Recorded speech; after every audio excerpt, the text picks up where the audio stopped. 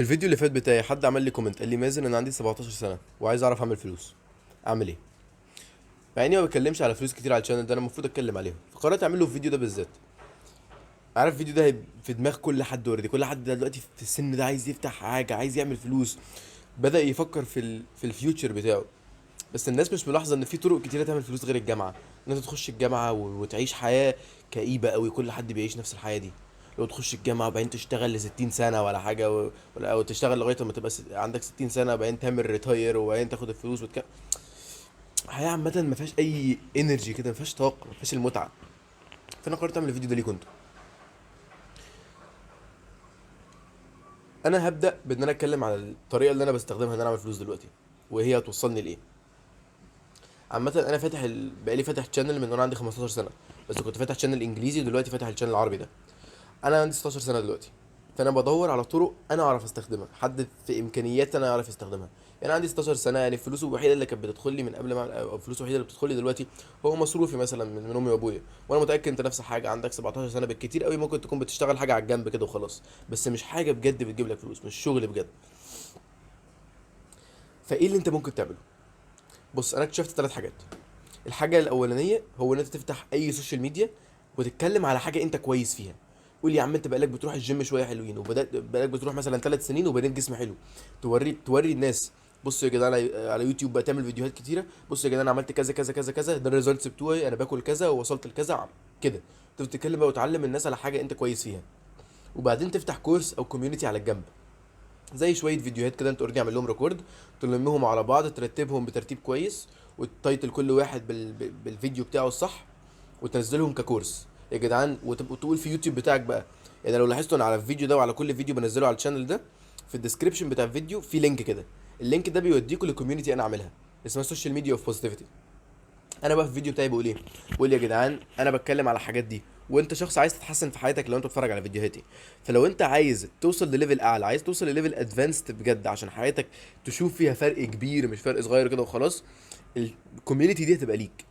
انا عامه بعمل كورسات كتير على الكوميونتي، لو انت محتاج حاجه هعرف اساعدك، لو انت محتاج حاجه ليك انت بالذات هعرف افهمك واسمعك. ومش انت بس اللي هتستفاد بيها، ناس تانية كتير. مش انت بس، يعني لو انت بتتفرج عليا تفتكر لو حد تاني في نفس سنك بيتفرج عليا مش هتكونوا ليكوا علاقه ببعض شويه؟ مش هتكونوا بتفكروا بنفس الطريقه شويه؟ فالفيديو اللي هعمله لك هيفيده هو كمان. فاهم قصدي؟ فتقدر تخش الكوميونتي وافضل اتكلم كده بقى قدامكم اقول لكم يلا يا جدعان خشوا الكوميونتي هتفيدكم ما اعرفش مين، والكوميونتي بجد هتفيدكم.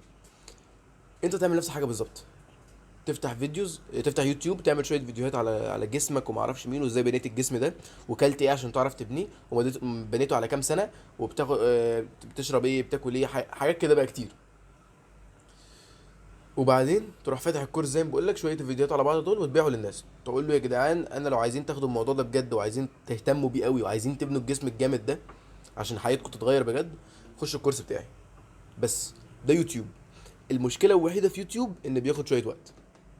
يعني انت عقبال ما اليوتيوب بتاعك يكبر وتعرف تلم ناس ويجوا يتفرجوا عليك تاخد منك سنتين، لكن بالكتير قوي بعد سنه هتكون بتعمل شويه فلوس حلوين. يعني تكون بتعمل شويه فلوس حلوين يعني. بعد سنتين هتكون لا فلوسك الحمد لله ان شاء الله ان شاء الله ان شاء الله كويسه. ده اول حاجه، وده اللي انا نفسي بقول لكل حد يعمله، عشان ده اللي انا مقتنع بيه وده اللي انا بعمله اصلا. في حاجات تانية بقى، في حاجه اسمها دروب شيبينج. دروب شيبينج ان انت تفتح ويب سايت، في الويب سايت دي مثلا تكون بتبيع حاجات كتيره. قول مثلا حاجه من الحاجات اللي انت بتبيعها جراب موبايل. جراب موبايل ده انت بتبيعه ب 500 جنيه، بس انت قبل ما تشتريه اصلا في واحد في الصين بيعمل الجراب ده اوريدي. حد يجي يخش على الويب سايت بتاعك يدوس انا عايز اشتري موبايل، بعد 4 شهور بعد سوري 4 اسابيع بيجي له موبايل. ليه؟ عشان انت بعد ما هو يدي لك الفلوس انت بتستخدم الفلوس اللي هو اداها لك ان انت تشتري موبايل من الراجل اللي بيبيعها في الصين. بس الراجل في الصين بيبيعها ب 50 جنيه، والشيبنج بتاعها 200 جنيه، يعني هو كاسب فيها 250. ده دروب شيبنج. مشكلته ايه؟ ان انت حرفيا ما عندكش حياه، انت ولا بتفيد الناس ولا بتفيد اي حد، انت واقف في النص كده بتاخد الحاجه من هنا وتوديها هناك، فانت نفسك ما بتفيدش الناس. فاهم قصدي؟ يعني انت حاجه في النص واكنك صراحه بتبقى حاجه كانك حرامي شويه، عشان انت اصلا بتشتري بتاع 50 جنيه بس بتبيعه للراجل هنا في مصر ب 500. فاهم؟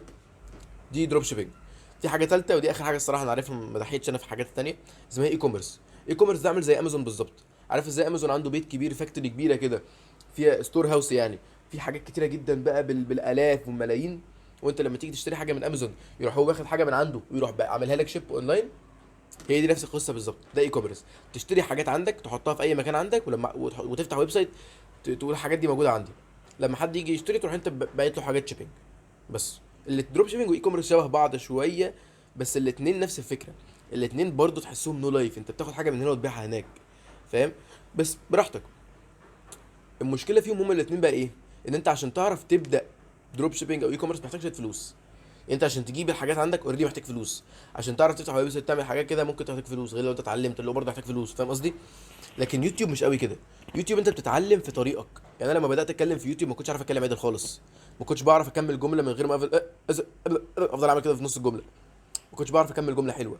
ما كنتش بعرف اقعد صح، ما كنتش بعرف اقف وانا بتكلم صح. ما كنتش بعرف احرك ايدي واوريكم الفيديو ازاي في موشن كده وانتوا فاهمين معايا وبنستوعب مع بعض. معلش في حد بيرن عليا بس. ما كنتش عارف اوصل لكم البوينت بتاعتي بالطريقه الصح. بس انا اتعلمت على مدار على مدار الوقت، على مدار الست شهور الثمان شهور اللي انا بقالي فاتح يوتيوب فيهم. عرفت ازاي المفروض اتكلم، وبدات على حاجات كتير. بس من الاخر كده، مهم في اي حاجه انت تعملها اختار حاجه انت بتحبها. لو انت عايز تنجح في اي حاجه اختار اللي انت بتحبه بس. ده هيوريك ريزلتس رهيبه. ده لوحده ده بس هيوريك ريزلتس رهيبه. احلى مثال على ده، انا بقالي بروح الجيم 4 شهور، 4 سنين، ماشي. بس عشان ما كنتش بحب الجيم، ما كنتش بحب ويت ليفتنج، ان انا اخد الدمبلز وافضل اعمل بنش وحاجات كده، ما كانتش ممتعه بالنسبه لي. كنت بروحها بس وحاسس ان انا كده بعمل تشور، بعمل حاجه كنت المفروض اعملها غصب عني، مع انها ما كانتش كده، انا كنت رايح بارادتي يعني. فالريزلتس بتاعتي كانت قليله جدا. كنت مع اني بقالي 4 سنين اللي هو كان المفروض الريزلتس تبقى رهيبه، كانت كده حرفيا. يعني جسمي اتغير شويه ورجع تخين، اتغير شويه ورجع تخين.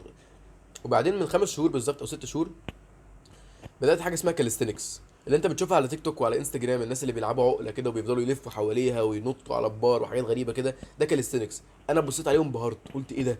هو انا ممكن العب كده في الجيم بجد؟ ده ايه المتعه دي؟ ايه الفرحه اللي انا ممكن اعيش بيها؟ استنى بس. كاتشي، كاتشي. ايه الفرحه اللي انا ممكن اعيش بيها لو انا ممكن اعرف ابني الحياه دي؟ لو انا ممكن اعرف اروح الجيم بجد بس اكون بعمل حاجه انا مستمتع بيها، اكون بعمل حاجه انا مقتنع بيها ان هي صح، حاجه انا بحبها بجد، مش حاجه انا بعملها بس عشان عضلات ويبقى شكلي حلو كده وخلاص. احتجت اعمل كات بس عشان كلبتي كانت عماله تهوى ورايا. بس من الاخر كده ارجع للبوينت. فانا كنت بعمل حاجه انا بحبها بجد، حاجه كانت بتديني متعه، كنت بروح الجيم مبسوط، بقول اه انا هعمل الحركه دي وهعمل الحركه دي. وده بسبب ان انا كنت بعمل حاجه انا بستمتع بيها، جسمي اتحسن جامد جدا. فدور دايما على حاجه انت بتحبها، مش حاجه انت بتعملها كده وخلاص، مش حاجه انت بتعملها عشان عايز الريزلتس. عشان لو فكرت فيها كل حاجه عندها نفس الريزلتس. لو انت فتحت دروب شيبينج هيجي لك فلوس، لو انت فتحت اي كوميرس هيجي لك فلوس، لو انت فتحت يوتيوب ونجحت هيجي لك فلوس، لو انت فتحت بيزنس في اي حته هيجي لك فلوس. فالريزلتس كلها نفس الفكره. فما تبصش على الريزلتس، بص على السفرنج اللي هيحصل لك، بص على اللي ممكن حاجه وحشه تحصل لك منه. مثلا لو بدات دروب شيبينج انت حياتك يعني انت ما بتفيدش الناس باي طريقه، ما عندكش حياه قوي كده. انت بتودي حاجه من هنا لهنا. واي كوميرس نفس القصه، بتودي حاجه من هنا لهنا، بتشتريها تحطها عندك توديها، تشتريها تحطها عندك توديها. انت ما بتفيدش الناس، ما بتفيدش الوطن بتاع، ما بتفيدش المجتمع بتاعك باي طريقه. بس لو فتحت حاجه زي اللي انا فاتحها دلوقتي دي، بحاول افيدك، بحاول اساعدك، بحاول اخليك تتحسن، بحاول افهمك حاجات انا مريت بيها وازاي هي ممكن تفيدك انت. انا كده بساعد الناس، بدور على طريقه اساعدك انت.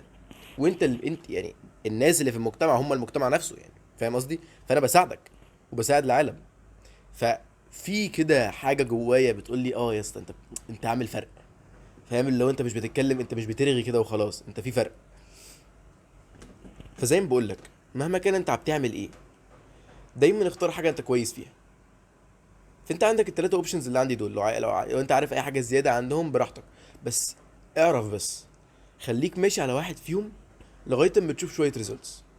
خليك ماشي كده وخلاص، واقتنع ان انت تنجح. اقتنع بجد. لو انت دلوقتي عشان تفهم حاجه، عشان ما تقوليش بس ان انا مفيش حاجه انا كويس فيها دلوقتي، مفيش حاجه انا ممكن افيد الناس بيها دلوقتي. انت عندك 17 سنه، متاكد ان مفيش اي حاجه انت احسن فيها من تلات ارباع الناس؟ فكر لثانيه. احسن حاجه اتعلمتها من واحد تاني هقولها لك دلوقتي. لو انت دخلت سوبر ماركت، ماشي، دخلت سعودي، وقفت في النص، الحاجه اللي انت بتفكر تعمل عليها يوتيوب دلوقتي، التوبيك اللي في دماغك دلوقتي اللي انت عايز تتكلم عليه، قول مثلا الجيم. انت بتقول لي ان انت لو خدت اي حد من سعودي وسالته اسئله ليها علاقه بالجيم، هيبقى فاهم اكتر منك ولا لا؟ انت تبقى فاهم اكتر منه ولا لا؟ لو انت فاهم اكتر منه يبقى انت ممكن تتعلم، يبقى انت ممكن تعلم حاجه ليها علاقه بالجيم. لو انت فاهم اكتر من حد في سعودي. حاجه تانية، انت داخل امتحان ولاحظ ان درجاتك في المدرسه كويسه، ممكن تعلم الناس على ده. لو هتسالك سؤال تاني، لو دخلت سعودي هل متوقع ان كل حد في سعودي درجاته نفس درجاتك، ولا انت درجاتك احسن؟ لو درجاتك احسن يبقى ممكن تعلم حاجه ليها علاقه بالدرجات. لو انت فاتح يوتيوب ودخلت سعودي، لو اتكلمت على يوتيوب واتكلمت على ازاي انت طريقه كلامك حلوه وما اعرفش مين، هل تفتكر كل حد في سعودي هيكون بيعرف يتكلم بنفس الطريقه؟ لو انت بتعرف تتكلم احسن منهم يبقى انت ممكن تعلم. خد المثال ده وحطه في اي حاجه. لو انت فاهم اكتر من 3 ارباع الناس اللي في سعودي يبقى انت ممكن تعلم اللي انت بتفكر فيه، فعلمه. وافضل ماشي عليه شويه صغيرين. صدقني الموضوع كان رخم، انا جت في حظي ان انا كان معايا واحد صاحبي بيفكر بنفس الطريقه بتاعتي. والله العظيم دي حاجه 3 ارباع الناس مش عندهم، الحمد لله كانت عندي واحد صاحبي بيفكر بنفس طريقتي بالظبط. فلما جيت كنت زعلان في حاجه ليها علاقه باليوتيوب، ما لقيتش فيوز كتيره، ما لقيتش لايكات، ما لقيتش كومنتات، زعلت. كان هو موجود معايا قال لي لا يا عم عادي، انا لسه عامل فيديو جاله فيوز حلوه، انت ان شاء الله هيجي لك انت كمان. فانا انبسطت. ولما جالي انا وما جالوش هو قلت له لا يا عم عادي، انت بيحصل لك نفس اللي حصل لي، فيوز هيجي لك قدام. وفضلنا نشجع بعض. دي حاجه بجد بتساعد، حاجه بتفرق جامد. انت يكون معاك واحد صاحبك معاك بيفكر بنفس طريقتك. وعشان كده اصلا انا مقرر افتح الكوميونتي اللي انا فاتحها دي، السوشيال ميديا اوف بوزيتيفيتي، اللي انا بقول لك هتفيدك جامد جدا لو دخلتها. انا حاطط اللينك بتاعها في الديسكربشن بتاع الفيديو ده، وبقول لك هي تبقى مفيده جدا. مش مش بس عشان فيها كورسات حلوه هتفيدك، بس عشان ممكن تلاقي صاحبك اللي يقف معاك في اي حاجه. ممكن تلاقي صاحبك اللي انت لما تكون زعلان تقدر تعمل بوست كده: يا جماعه انا ما بيجيليش اي ريزلتس، هو انا في حاجه غلط انا بعملها؟ والناس تطمنك، او الناس تقول لك لا عادي، او ممكن تعمل كذا، ممكن تحسن انت كذا. ممكن تقول لهم: يا جماعه انا حاسس ان انا مش بيجيلي اي حاجه، حاسس ان حياتي ملهاش قيمه دلوقتي. يروح حد يقول لك: عايز تخش على كل معايا ممكن اساعدك، انا كنت حاسس كده من اسبوعين بس عرفت اصلح الموضوع. الكوميونتي دي لما يكون معاك واحد واقف معاك في نفس الحاجه بالظبط، دي هي الفرق. ده الفرق اللي انت ممكن تعمله على العالم، وده الفرق اللي انا بحاول اعمله ليك انت. فلو انت مقتنع بالكلام اللي انا بقوله لك، لو انت شايف ان اللي انا بقوله لك ده هيفيدك قدام، وشايف ان انت ممكن تستفيد باللي انا بقوله لك دلوقتي حالا ده، الكوميونتي دي هتفيدك اكتر بكتير جدا. عشان انا بتكلم في حاجات على يوتيوب بس، على الكوميونتي انا مش بكلم الناس، انا بكلمك انت. على الكوميونتي انت مش لوحدك، انت معاك ناس جنبك. على الكوميونتي دايما في ابديتس جديده، الفيديوهات ثابته، التوبيك اللي انت محتاجه. فلو انت شايف ان انت تستفاد واوريدي بتستفاد بالفيديوهات دي، يبقى الكوميونتي دي مش بس هتستفاد، انت هتستفاد جدا، هتستفاد على درجات اعلى بكتير. دايما افتكر، امشي الطريق اللي ناس كتير ما بتمشيهوش، وخلي حياتك ممتعه.